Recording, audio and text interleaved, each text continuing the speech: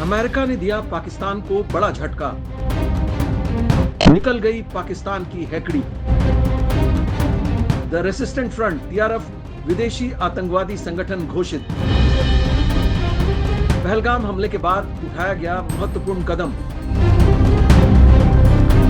अमेरिकी विदेश मंत्री मार्को रूबियो ने दी जानकारी। जी हां, सुपर पावर अमेरिका ने लश्कर-ए-तैयबा एलटी के एक सहयोगी संगठन द रेसिस्टेंट फ्रंट यानी कि टीआरएफ को वैश्विक ग्लोबल आतंकी टेररिस्ट ऑर्गेनाइजेशन घोषित कर दिया है। अमेरिका के विदेश मंत्री मार्को रूबियो ने गुरुवार को यह जानकारी दी।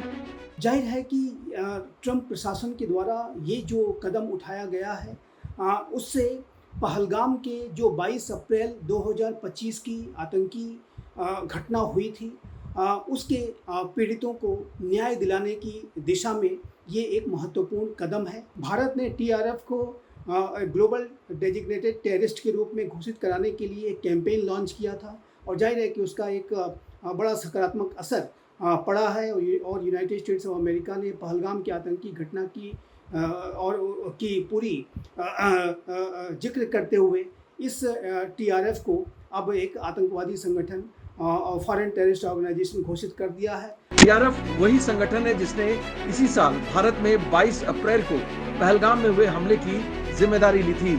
इस हमले में 26 बेगुनाह नागरिक मारे गए थे, लेकिन बाद में टीआरएफ ने पलटते हुए कहा था कि हैकर्स ने उनके नाम से यह दावा किया है। हालांकि तब तक बहुत कुछ सामने आ चुका था।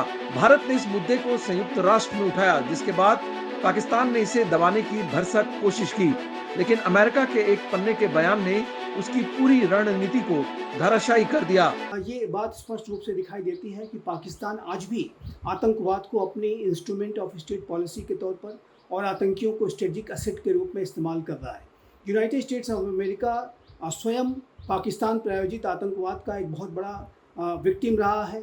विश्व का जो सबसे बड़ा आतंकी ओसामा बिन लादेन, जो कि विश्व के सबसे बड़े आतंकी हमले जो अमेरिका में 9/11 2001 को किया गया था, उसका मास्टरमाइंड पाकिस्तान के एबटाबाद में ही पाया गया था। विदेश मंत्री मार्को रूबियो ने बताया कि यह हमला साल 2008 में मुंबई में हुए हमले के बाद का सबसे बड़ा आतंकी हमला है, जिसके बाद भारत ने जवाब में ऑपरेशन सिंदूर चलाया था। नेशनल इन्वेस्टिगेशन एजेंसी एनआईए ने टीआरएफ के नेता शेख सज्जाद गुल को हमले का मास्टरमाइंड बताया था।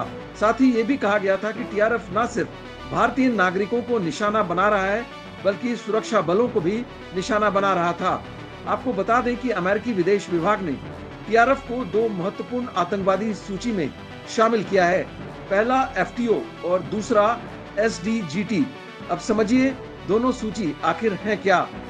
एफटीओ यानी कि foreign terrorist organisation, US national security या फॉरेन पॉलिसी के लिए खतरा माने जाने वाले संगठनों को इस लिस्ट में शामिल किया जाता है।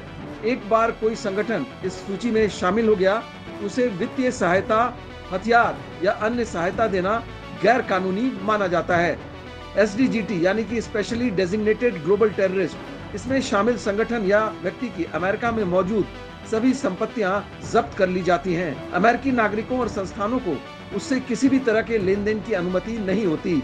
आपको बता दें कि टीआरएफ को लश्कर-ए-तैयबा के प्रॉक्सी संगठन के रूप में जाना जाता है, जिसे पाकिस्तान से ऑपरेट किया जाता है और इसे आईएसआई और हाफिज सईद का समर्थन मिला हुआ है। ये संगठन कश्मीर में आर्टिकल 370 हटाने के बाद अस्तित्व में आया।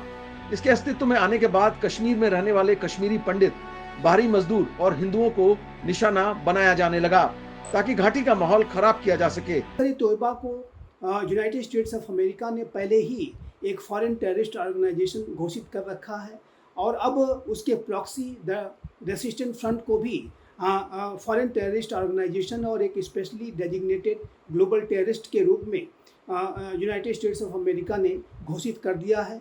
जाहिर है कि इससे टीआरएफ की जो अनेक आतंकी गतिविधियों पर लगाम लगाने में मदद मिलेगी और टीआरएफ जैसे आतंकी संगठनों के ऊपर जाहिर है कि एक दबाव निसंदेह बनेगा और ये एक बेहद स्वागत योग्य कदम है। ये इस बात को स्पष्ट रूप से दर्शाता है कि भारत और यूनाइटेड स्टेट्स ऑफ अमेरिका अपने काउंटर टेररिज्म कोऑपरेशन को और अधिक गहरा कर रहे हैं। भारत ने अमेरिका के इस फैसले का स्वागत किया है। और भारतीय विदेश मंत्री एस जयशंकर ने अमेरिका की इस कार्रवाई को आतंकवाद के खिलाफ भारत अमेरिका सहयोग की मजबूत कड़ी बताया है। जयशंकर ने कहा कि भारत अमेरिका आतंकवाद विरोधी सहयोग की मजबूत पुष्टि हुई है।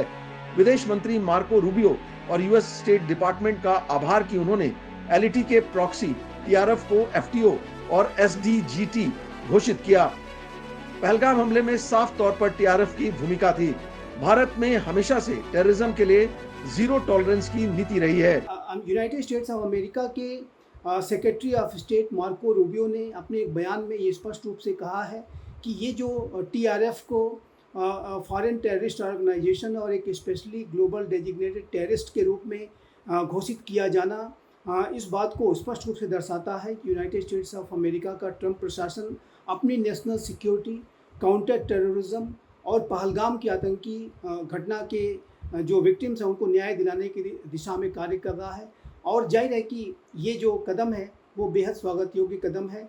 ये भारत की जो यूनाइटेड स्टेट्स ऑफ अमेरिका के साथ कम्प्रहेंसिव ग्लोबल स्ट्रेटेजिक पार्टनरशिप है उसको और गहरा और मजबूत करने का ही कार्य करेगा। इसके अलावा इंडियन एम्बेसी ने भी बयान जारी करके अमेरिकी फैसले का स्वागत किया। यह पाकिस्तान के लिए सिर्फ एक कूटनीतिक झटका नहीं बल्कि रणनीतिक हार है। टीआरएफ का पर्दा अब उतर चुका है। पाकिस्तान का मुखौटा गिर चुका है। जो कहानी वह गढ़ रहा था अब दुनिया के सामने पूरी तरह बेनकाब हो चुकी है। Bureau report, Delhi, new Delhi post.